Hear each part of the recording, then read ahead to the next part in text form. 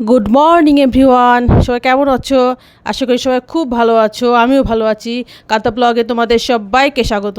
তোমরা যে যেখান থেকে ভিডিওটা দেখছো তাদেরকে অসংখ্য অসংখ্য ধন্যবাদ তোমাদের মূল্যবান সময়ের মধ্যে থেকে আমার জন্য একটু সময় বের করে পুরো ভিডিওটা দেখার জন্য। দেখো আমি 7টার সময় উঠে পড়ছি, এখন সকাল 6টা বাজে। চারিদিকে নিস্তব্ধ। আমি উঠছি কারণ আমার যুদ্ধ শুরু হয়ে গেল আজকে থেকে। 1 মাস টানা রমজানের পর আজকে থেকে বাচ্চাদের স্কুল খুলবে। আমি সকালে উঠে ঘর বাড়ি বাসি ঘর দৌড় ঝাড় দিয়ে দিচ্ছি। দেখো সুন্দর করে ঝাড়ঝাটা আমি দিয়ে দিলাম পরিষ্কার করে। তারপরে ফ্রেশ হয়ে যাব রান্নাঘরে। ছেলে ফ্রেশ হয়ে গোপালকে সেবা দিবে জাগিয়ে, এই জন্য আমি তাড়াতাড়ি ফ্রেশ হয়ে রান্নাঘরে চলে যাব। চলো দেখতে থাকো ভিডিওটা, আজকে ভিডিও তোমাদের অনেক ভালো লাগবে। দেখো বন্ধুরা, আমি ফ্রেশ হয়ে যে বেডটা ভেজে নিয়ে আসলাম, ডিম সিদ্ধ করে দিচ্ছি আর চা। এটা সকালে খেয়ে ছেলে স্কুলে যাবে। আর ছেলে সকালে ফ্রেশ হয়ে দেখো গোপালকে সেবা দিয়ে দিছে, পর্দা টাঙিয়ে দিছে, সেবা দিচ্ছে, সেবা হচ্ছে গোপালের। আর এই দেখো সূর্য মামা উঠে গেছে, কি সুন্দর ঝকঝকে আলো। এই দেখো বন্ধুরা, ফ্রেশ ফ্রাইয়ের জন্য আমি সুন্দর করে আলুটাকে তৈরি করে নিছি, ধুয়ে নিয়ে হলুদ লবণ একটু আটা দিয়ে মাখায় রাখছি। আর এখানে দেখো ফ্রেশ ফ্রাই ভাজছি। রেডি, টিফিন রেডি করে দিলাম, এখন নিয়ে যাবে।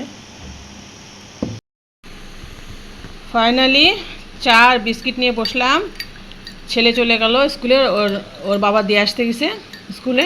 ওর 8টায় হচ্ছে মধ্যে চলে যেতে হয় স্কুলে, 8টায় অ্যাসেম্বলি আর 8:30 থেকে ক্লাস বসে, এই জন্য উঠতে হয় অনেক সকালে। লাল চা হাতে বিস্কিট। এই দেখো বন্ধুরা, পুজো বাসন কুসন সব মেজে ফেলছি, মেজে ধুয়ে রাখলাম। এই যে ঠাকুরকে আঙ্গুর দিব। মেয়েকে বললাম মেয়ে পূজাটা করে নিক, ঘরটা সব মুছে দিছি। মেয়ে চান করে আসছে, তাহলে আমি ঝটপট রান্নাঘরে চলে যাব। চান করে স্নান করে কাপড় নিয়ে চলে আসলাম ছাদে, যে জলও নিয়ে গাছে জল দেব। ওয়েদার খুব সুন্দর, আজকের ওয়েদারটা ভীষণই ভালো, গরমও নাই কিন্তু রোদও দারুণ রোদ, খুব ভালো লাগছে। মেয়ে তো পূজার দায়িত্ব নিয়ে নিছে, স্নান করছে। মেয়ের ক্লাস নাই, যেহেতু কালকে থেকে এসএসসি পরীক্ষা, কাল থেকে সম্ভবত পরীক্ষা শুরু হবে, এজন্য ওর স্কুল বন্ধ। ছেলের আজকে স্কুল হলো, হয়ে আবার 1-2 দিন ছুটি। 13 তারিখে বললো আবার ছেলের স্কুল খুলবে। তো চলো তো জল দিয়ে দিই গাছে, আসলাম যখন জল দিয়ে দিই।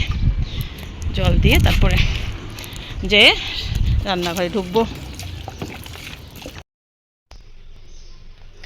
দেখো বন্ধুরা, আমি চলে আসছি সব কাজ সেরে সুরে রান্নাঘরে।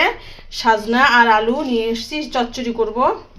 আর এই যে শাকটা, লাল শাক ধুয়ে জলে ভিজা দিই, যাতে হচ্ছে ধুলাবালি হচ্ছে এটা নিচে চলে যায়। এই দেখো জল দিয়ে ভিজে রাখছি।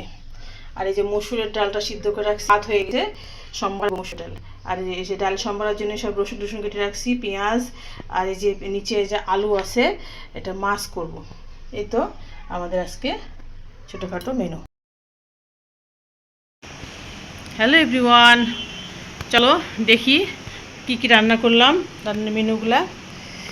এই দেখো মসুরের ডাল করছি, সুন্দর করে রসুন দিয়ে পেঁয়াজ দিয়ে পাঁচফোড়ন ফোড়ন দিয়ে সুন্দর করে করছি মসুরের ডাল।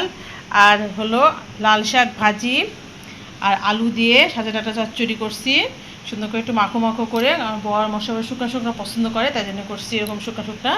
আর হলো মাছের ঝোল, আলু দিয়ে কটা মাছ ছিল, সেটা একটু মাছের ঝোল করেছি। বড় মশলা খাওয়া হয়ে গেছে, মেয়ে খাওয়া হয়ে গেছে, আমি আর ছেলে খাবো। এই তো আমাদের সামান্য রেসিপি। কেমন হলো আমাদের রান্নাগুলো জানিও। তো চলো বন্ধুরা, আজকের মতো ভিডিওটা শেষ করছি। তোমরা যে যেখান থেকে ভিডিও দেখলা তাদেরকে অসংখ্য অসংখ্য ধন্যবাদ তোমাদের মূল্যবান সময়ের মধ্যে থেকে আমার জন্য একটু সময় বের করে পুরো ভিডিও দেখার জন্য। তো ফিরে আসছি কালকে নতুন একটা ভিডিও নিয়ে।